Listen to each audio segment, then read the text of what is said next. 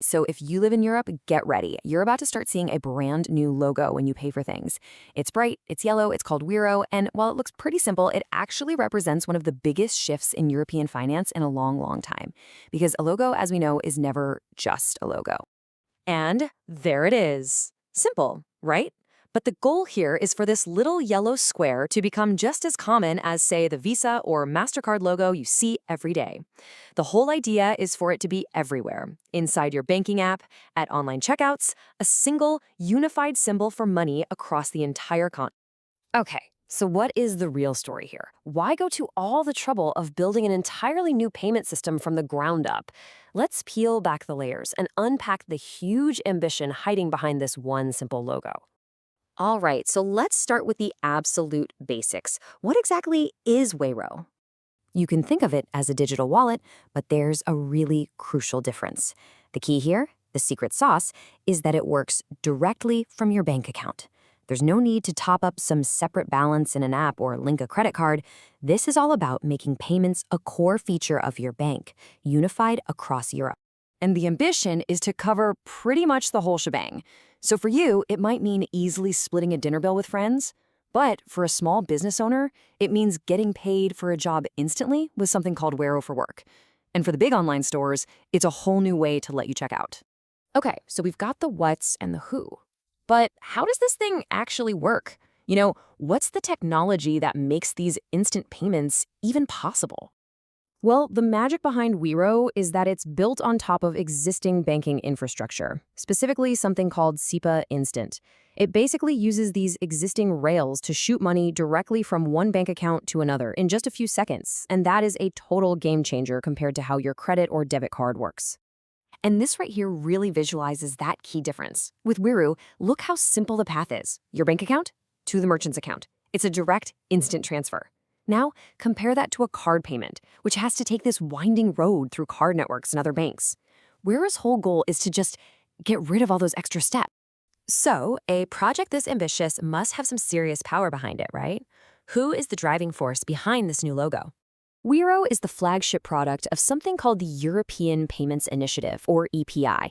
And let me tell you, this is no scrappy startup. EPI is a massive consortium of over 16 of Europe's banking giants, plus major payment processors. And they're all headquartered in Brussels, right there in the heart of the EU. And they are putting some serious money behind this. The disclosed share capital is a staggering 669 million euros. This is not an experiment. This is a massive, coordinated investment by the European banking industry to build a real competitor. Their launch strategy is all about hitting the ground running with huge scale. In the first markets, that's Belgium, France, and Germany, the banks involved already have over 3/4 of the entire population as customers. What that means is Wero isn't going to be some niche product. It can be pushed out to a massive user base almost overnight. Which all leads to the big strategic question. Why? Why build a whole new payment system when we've already got cards, PayPal, and Apple Pay? What's the real motivation here?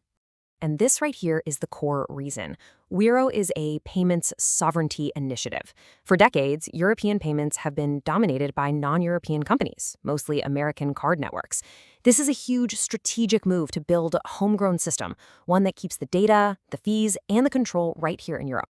And for a strategy like that to work, it has to benefit everyone. For us, the consumers, the promise is the trust of your own bank combined with super easy instant payments. For businesses, it means potentially lower fees and, get this, getting paid immediately, not days later. And for Europe as a whole, it's about having its own unified standard for the digital age.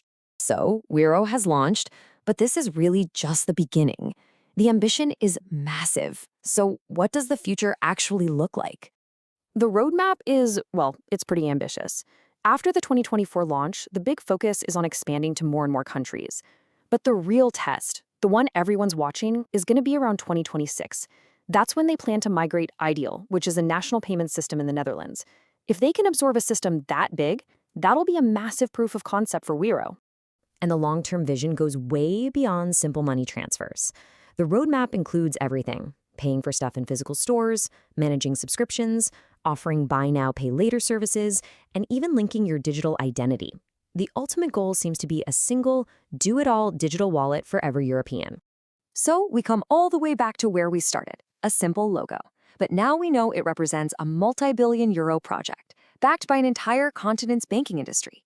It's a symbol of new tech, economic strategy, and a big push for digital sovereignty. The only question left is, will it work? Will this little yellow logo become the new standard for how millions of Europeans pay for things every single day? Only time will tell.